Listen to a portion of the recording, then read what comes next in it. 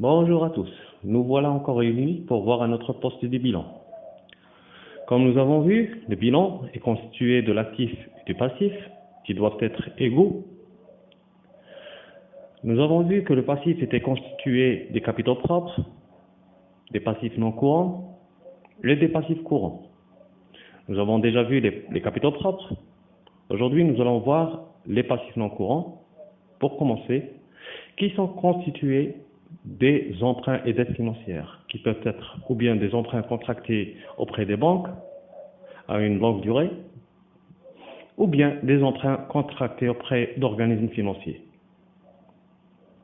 Le deuxième poste, c'est les impôts différés et provisionnés. Et là, on va retrouver les impôts différés passifs et les impôts provisionnés pour charge.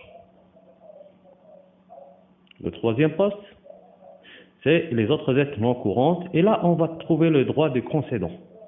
Donc, c'est la contrepartie du compte d'immobilisation concession qu'on va retrouver dans le passif non courant sous le compte 229, droit du concédant. Le dernier poste du passif non courant, c'est les provisions et produits constatés d'avance. Nous avons les provisions pour charge, comme la provision est d'hier, et nous avons les produits comptabilisés d'avance qui vont apparaître dans les passifs non courants. La somme de ces postes va nous donner le passif non courant.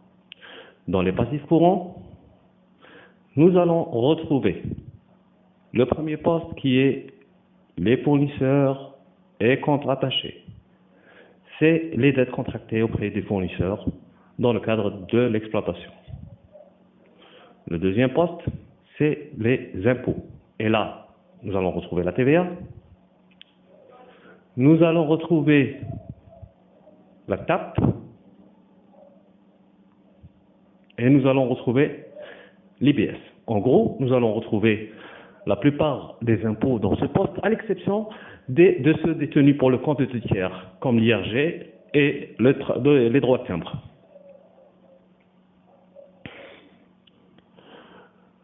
Nous avons les autres dettes qui sont constituées des avances accordées par les clients.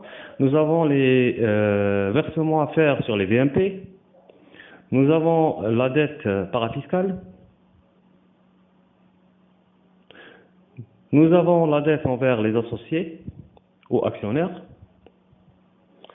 Et nous avons l'IRG et le timbre qui sont des impôts détenus pour des tiers.